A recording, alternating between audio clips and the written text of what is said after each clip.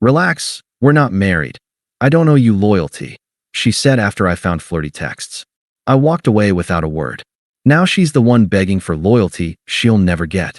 Hey viewers, before we move on to the video, please make sure to subscribe to the channel and hit the like button if you want to see more stories like this. Thanks. I've been a lurker on this subreddit for a while now, mostly for the schadenfreude, the satisfying feeling of seeing other people's messy relationship problems and thinking, thank God that's not me. I guess I spoke too soon. Now I'm the one writing one of these posts. I never thought I'd be here, but here we are. It's been about a year, and I think I'm ready to talk about it. I had been with my ex, Qley, for 3 years. Our relationship felt like one of those slow-burn, comfortable sitcoms. We met in college, bonded over our shared love of obscure documentaries and cheap takeout, and just sort of fell into a rhythm. Everyone said we were the couple that was going to make it. She was this vibrant, spontaneous artist, and I was the stable, quiet guy who was good at his job and planned things. She'd always joke that I was her rock. Her life could be a little chaotic, so I was the one who kept things running smoothly. I handled the bills, made sure the car was serviced, and was always there to listen to her vent about her demanding gallery work. I wasn't boring, but I was predictable, in the best way, I thought. I liked routine, and I liked knowing that after a long week, I could just be home with her. I'd cook dinner while she worked on her latest project, and we'd eat on the couch and talk about our day. It was our thing. I was thinking about proposing, actually. I had a ring, a simple, elegant sapphire, hidden in my sock drawer. I was just waiting for the right moment. The holidays were coming up, and I had this whole romantic trip planned to a little cabin upstate. The last few months, though, things had felt off. She was distant. Her phone was always in her hand, face down on the table when we were together. She'd get these texts at all hours and would just give me a vague, "Oh, it's just my boss," or "just a friend." I'm not a suspicious guy, and I trusted her, so I didn't push it. I just figured she was stressed with work. The night it all blew up started like any other Tuesday. I was making my famous spaghetti bolognese, and she was in the living room, supposedly working on her laptop. Her phone buzzed, and she grabbed it, but not before I saw a glimpse of the lock screen notification. It was from a guy named Leo. The message said, "Can't wait for you to come over tonight. It's going to be a long night for both of us." Winky face. My stomach dropped. I put the wooden spoon down, walked into the living room, and just stood there. I didn't yell. I didn't even raise my voice. I just held out my hand and said, "Qley, who is Leo?" She froze. The casual, relaxed artist persona she put on for me melted away, replaced by a kind of panicked, trapped look. She fumbled with the phone, but it was too late. I'd seen the name, and I'd seen the winky face. I looked her in the eye. "Qley, what's going on?" Her panic quickly turned into frustration, and then a chilling, condescending annoyance. She sighed and tossed the phone onto the couch cushion next to her, as if I was the one being a problem. "Jesus, relax," she said, rolling her eyes. "It's not a big deal. We're just hanging out." My heart was pounding in my ears. Hanging out? The message didn't sound like hanging out. And why would you hide it from me? She crossed her arms, a smug little smile playing on her lips. It was the kind of smile she'd give a painting she just knew was brilliant. She wasn't sorry. She wasn't even a little bit guilty. She just thought I was being ridiculous. "Because you're making it a big deal. You're getting all dramatic about it. This isn't a wedding, you know. We're not married. I don't owe you loyalty." She said it with such casual finality, like she was explaining a simple fact of life that I was too naive to understand. The words hit me like a physical blow. The 3 years, the memories, the quiet evenings, the trust, all of it meant nothing to her. Our relationship wasn't a partnership. It was a temporary arrangement, a placeholder. And my love, my loyalty, was just something she could take for granted until something better came along. She was so smug. She just stared at me, waiting for me to get angry, to scream, to beg, to be the predictable guy she expected. I stood there, holding my breath, looking at this person I thought I knew. And I saw her, really saw her. She wasn't the woman I was planning to ask to marry me. She was a stranger. I felt a switch flip inside me. My heart stopped racing, and the deafening noise in my ears went silent. The panic, the hurt, it all just vanished, replaced by a cold, clear stillness. I didn't say a word.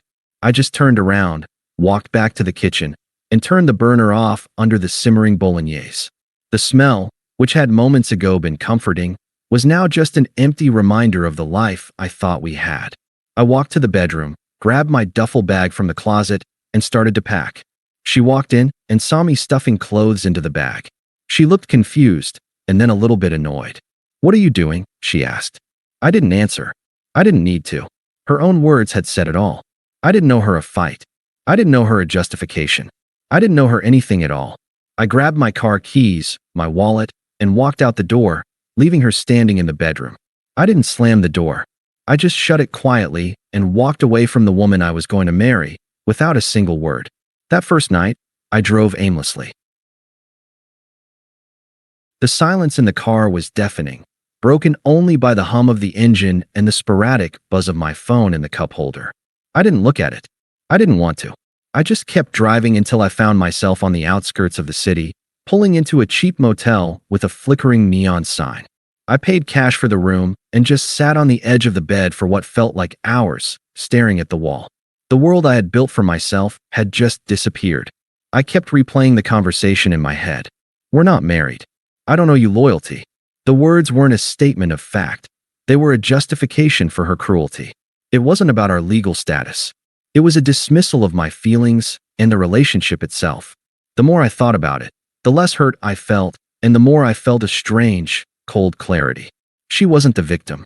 She was an escape artist, and I was the safety net she was cutting away. I spent the next few days in a fog. I didn't go to work, just called in sick. I didn't talk to anyone. I stayed in that motel room, ordered takeout, and just let the silence absorb me. I didn't cry. I didn't scream. I just felt numb. I was waiting for the emotional outburst, the rage or the sadness that I knew was supposed to come, but it never did. It was just a stillness, a cold emptiness. I had to get my things. I knew I couldn't keep living out of a duffel bag, so I texted my best friend, Alex, to meet me at a coffee shop downtown. He was a no-nonsense kind of guy, and I knew he wouldn't ask stupid questions. I just told him, "It's over. I'll tell you later. I need help getting my stuff." He just responded with, "On my way. Be there in 15. That's why he was my best friend. When I got to the apartment, Qley's car wasn't there. I unlocked the door and walked into the quiet apartment that was still a stranger to me. My socks were still on the floor from that morning, my keys were still on the hook, and the scent of my bolognese was faint in the air. It was a ghost of a life that had been so real just a few days ago. I packed my things calmly, methodically. I boxed up my books, my clothes, my old video game console. The only thing I didn't take was the ring in my sock drawer. I left it there. It didn't belong to me anymore, and I didn't want to touch it. It was a symbol of a future that had vanished, and I was just a ghost in the present, gathering the pieces of myself that were left behind. Alex helped me load everything into his truck, and he didn't say a word. He just gave me a quiet nod when we were done. He knew. I didn't block Qley. Not at first. I didn't have the emotional energy. I just put her on Do Not Disturb and stopped looking at my phone. I didn't want to know what she was doing. I didn't want to know if she was happy with Leo or if she was already regretting her choices. I just wanted to disappear. I used the quiet time to reevaluate my life. I had been so focused on our relationship that I had forgotten about myself. I picked up my old hobby of restoring antique furniture, something I had abandoned when we got serious. I started working late, throwing myself into my job. I took on a new project that had been sitting on the back burner for months, and the long hours were a welcome distraction. The pain was still there, but it was a dull ache, not a sharp knife. And every day, the ache grew a little fainter. The world got a little brighter. I was starting to realize that my happiness wasn't dependent on her. It had been there all along, just waiting for me to find it again. I wasn't just surviving. I was beginning to live. My silence must have been the biggest surprise for her. She was used to my presence, my reliability, my quiet concern. When I just disappeared, I left a void she couldn't fill. I never posted anything dramatic on social media, never called her friends to vent, and I never replied to her texts. I had become a ghost in her life, and I think that's what drove her crazy. About a month went by. I was focused on work and my furniture hobby, and I was genuinely starting to feel good again. I was working on a beautiful old cherrywood desk when my phone buzzed with an unfamiliar number. I picked it up without thinking. "Hello?" I asked. "Hey, it's Maria," a voice said. Maria was one of Qley's best friends. I hadn't talked to her since our group dinner a few weeks before the breakup. She sounded tense and a little bit annoyed. I stayed silent, waiting. Look, I'm just calling because Qley is a mess. She's been so worried about you. The word, worried, made me want to laugh. She said you just packed up and left without a word. What happened? I think she told you already. I said, my voice flat. She said we weren't married and she didn't owe me loyalty. There was a long pause on the other end of the line. Oh, Maria said, and her voice lost a lot of its aggressive edge. Well, she didn't exactly put it like that. She said you guys had a disagreement and that you just overreacted. I see, I said. Well, that's what she said. So I walked away. It seemed like the most logical response. But you guys were serious. You were going to propose. I almost told her that I had the ring, that I had a cabin booked, that I was a week away from a yes that would have changed my life. But I didn't. I didn't owe Maria an explanation, and I certainly didn't owe Qley's friends a justification for my actions. Maria, I'm not going to get into it. My relationship with Qley is over. I don't want to talk about it with her, and I don't want to talk about it with her friends. Please don't call me again. I hung up and put my phone on silent again, returning to the desk. The ache was a little sharper, but it was quickly fading. I wasn't just working on furniture. I was building a new life. I had to let them know that I wasn't going to be a part of their drama. I was done. Her texts started a few weeks after that. They were scattered, a little bit frantic, and clearly not thought out. Hey, how are you? Leo is a nightmare. He's just so much. Remember how we used to just watch bad movies and eat popcorn on Saturdays? I miss that. I was thinking about you today. We should talk. I read them. Each one I read. And each one I deleted. There was no rage, no desire to respond. Just a profound sense of indifference. She was trying to get a reaction out of me, a single word that would tell her I was still on the hook, still available. But I wasn't. Her words just felt like background noise, the frantic buzzing of a fly I had already swatted away. Her call started a few weeks after the texts. She would call me at all hours of the day and night, leaving a voice message every time. I listened to them. I needed to. I had to know what she was thinking. Please just call me back. I'm sorry. The voice was quiet and shaky. This wasn't the smug girl from the apartment. This was someone else entirely. Leo is gone. He cheated on me with my friend. I'm alone now, and I don't know what to do. The voice was desperate, a little bit hoarse. I keep trying to get a hold of you. Everyone is telling me you're thriving. Are you? Please, just tell me you're not. This one made me smile. The desperation was so raw, so powerful. She was getting a taste of her own medicine. The loyalty she so casually threw away was something she was now begging for. And she would never get it from me. Not again. The stillness inside me was a fortress. I was safe now, and I wasn't going to let anyone in. 3 months later, I got a text from a different number. It was a long, rambling message from Qley's mom, Melissa, whom I had always liked. Hey, Alex, the text read. It's Melissa. I know you and Qley broke up, and I shouldn't be doing this, but I'm worried about her. She's really not doing well. She's been in a downward spiral since her ex left. Can you please call her? I think you two need to talk.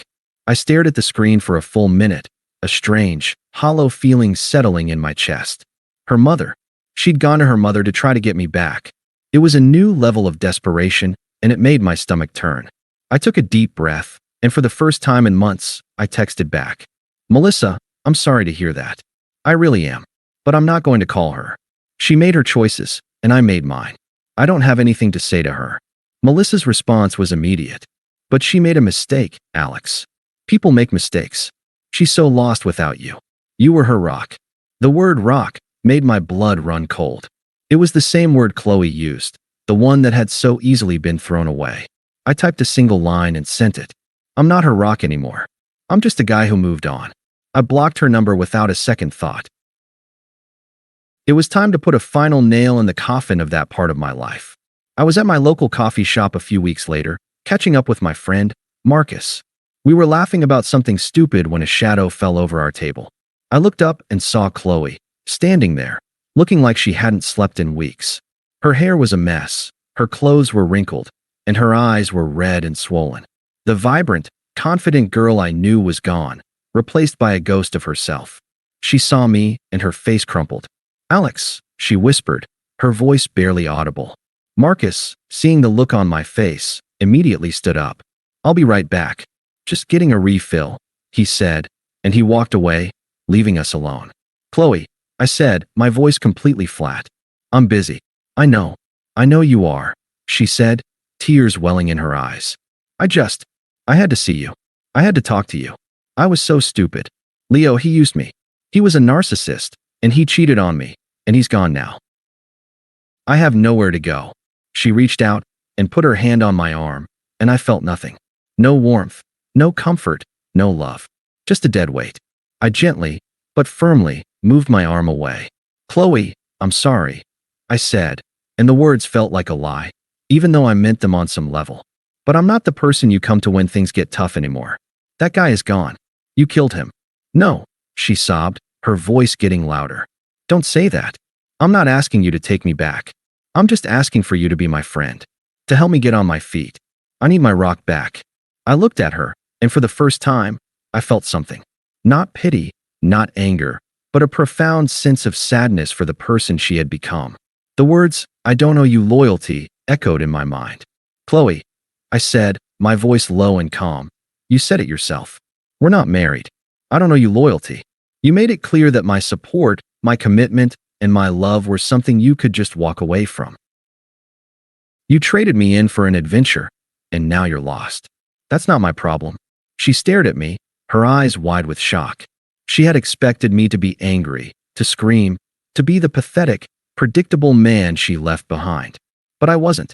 I was just a stranger with a firm, cold voice.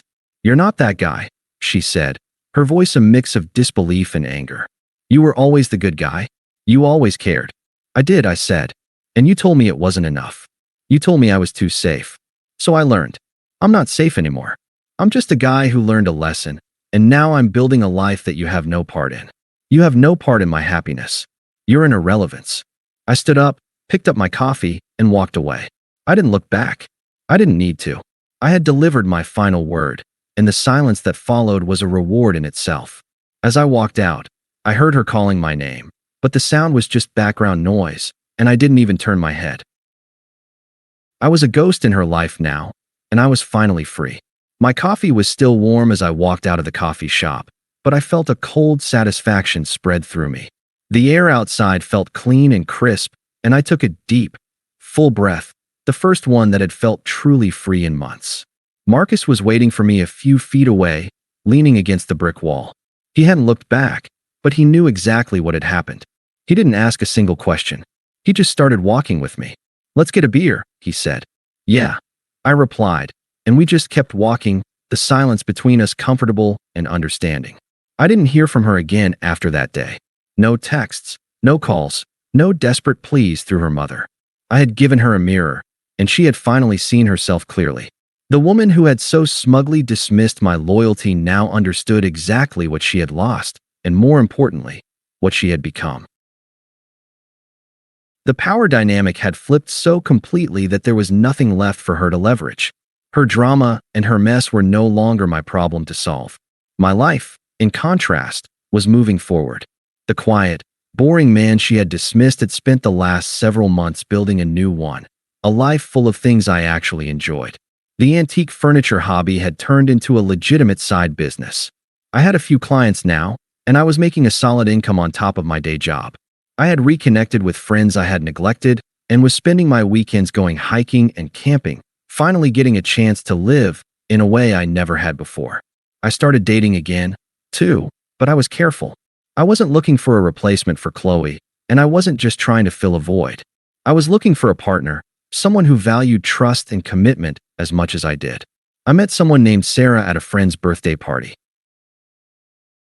She was a librarian, a little shy at first, but with a sharp wit and a kind heart. We talked for hours that night, and when I saw her, I realized what a healthy relationship looked like. It was a partnership, not a project.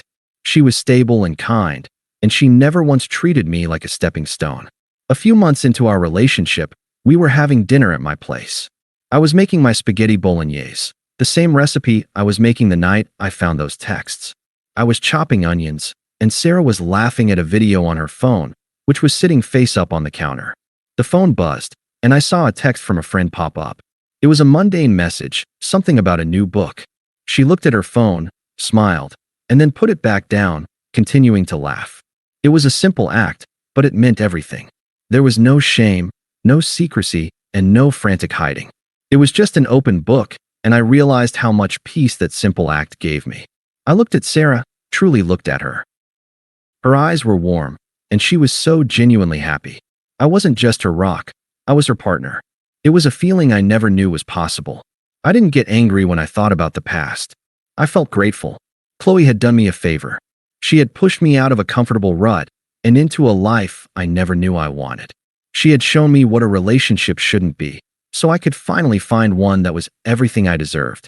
And for the first time in a long time, the words, "relax, we're not married.